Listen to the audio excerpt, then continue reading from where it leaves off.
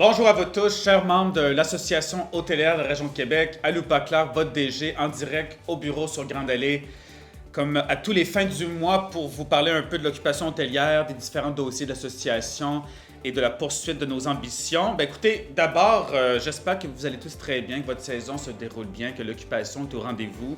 D'ailleurs, parlons-en un peu. On sait tous que le début de juin, juin est un mois un peu plus lent qu'à l'habitude. Il y a eu beaucoup de temps froid, de pluie. Mais quand même, on vient de vous envoyer les résultats de notre sondage maison mensuel au cœur. Plusieurs d'entre vous répondez, merci beaucoup. Et puis, on a fini dans la grande région de Québec, donc de Portneuf à Jacques-Cartier, de Stoneham jusqu'à Lévis.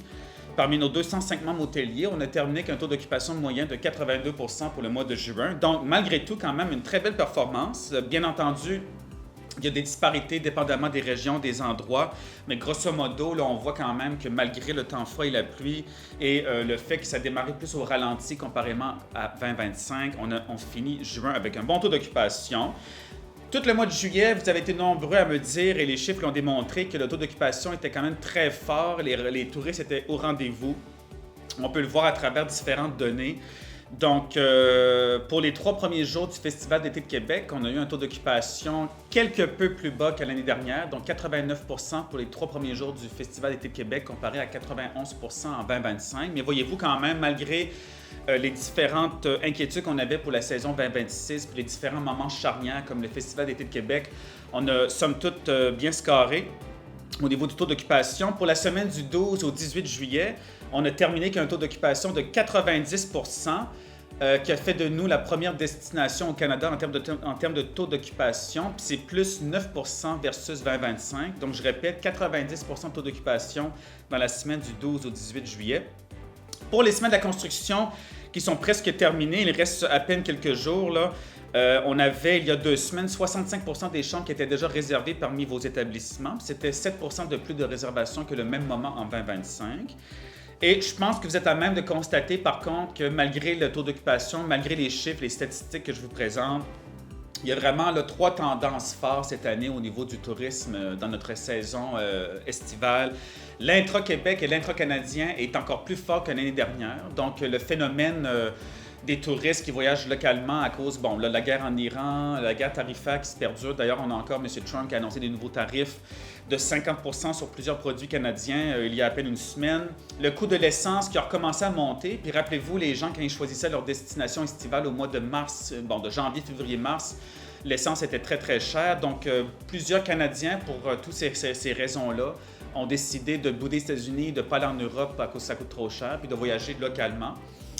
Cette réalité-là fait en sorte qu'on a une deuxième tendance extrêmement présente dans cette saison estivale-ci, c'est-à-dire qu'on a vraiment un phénomène de réservation de dernière minute qui est encore plus fort que l'été 2025, qui nous laisse un peu perplexes dans tout ça. C'est que, rappelez-vous, au mois de mai et juin, je vous disais qu'on était en train de constater que les réservations de dernière minute s'estompaient, alors que là, ça a repris extrêmement fort tout le long de juillet. Plusieurs d'entre vous m'avaient même dit que les vendredis, en fin de journée, vous étiez à 60 % de vos chambres qui étaient réservées et qu'en début de soirée, là, vous aviez plus de 30 % de walk-in pour des dizaines de milliers de dollars de réservation. Donc, c'est pas rien. C'est un défi au niveau des ressources humaines, puis de bien préparer toute l'équipe, puis de prévoir l'occupation. Et, écoutez, aussi, l'autre tendance qu'on a constatée au début juillet, notamment, c'était que c'était plus difficile pour remplir vos chambres d'hôtel, le fait qu'elle a attiré un peu moins de gens que l'année dernière. Donc, toutes sortes de raisons pour ça, mais vous me disiez que vous avez dû faire davantage de publicité, travailler un peu avec les coûts de vos chambres d'hôtel, puis en tout cas, vous avez dû travailler un peu plus que l'année dernière pour attirer le maximum de clientèle possible, pour atteindre les chiffres convenables là, pour vos entreprises et vos établissements d'hébergement. Donc, 3 tendances. Intra-Québec, Canada, encore plus fort que 2025. Réservation de dernière minute, très, très, très fort depuis le début juillet. Et c'est un peu plus ardu que l'année passée pour remplir vos hôtels. Pour les 30 prochains jours devant nous, donc grosso modo pour le mois d'août, 66 % de vos chambres sont déjà réservées. C'est plus 4 % que 2025. Et à vous entendre, là, pour tous ceux qui me répondaient par courriel, texto, on se parle spontanément, on se rencontre à toutes sortes d'endroits, vous me dites que le mois d'août, là, sans ligne, pourrait être très, très fort, plus fort que juillet et presque aussi fort que l'année dernière, qui a été vraiment exceptionnelle. De mémoire, je pense qu'on a fini le mois d'août à 91 %. Écoutez, donc voilà un peu le portrait de la saison estivale. Maintenant, heureusement, non seulement ça va bien quand même, somme toute, puis heureusement, là, depuis quelques années, la saison estivale se perdure jusqu'à la fin octobre.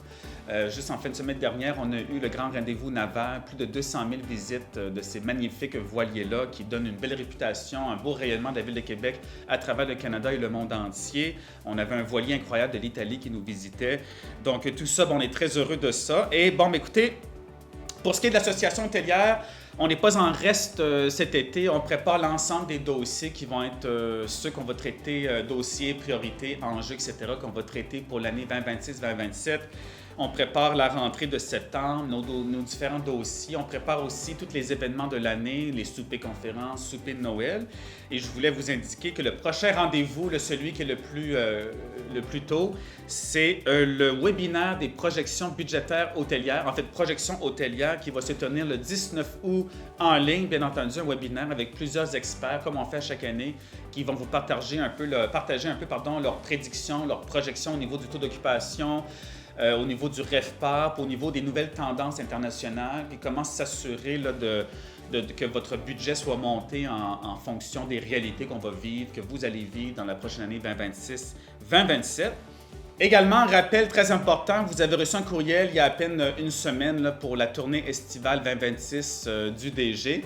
Donc, à chaque été, je vais visiter une trentaine d'établissements d'hébergement dans l'ensemble de la région de la Capitale-Nationale, la Couronne-Verte, les banlieues, ainsi que le centre-ville de Vieux-Québec et Lévis également.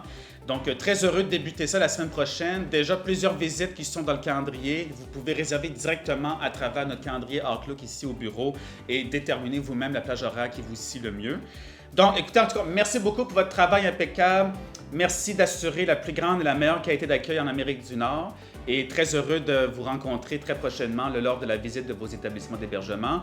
Comme toujours, n'hésitez pas à me contacter pour n'importe quoi et en tout temps au 418-563-4052. Merci à vous.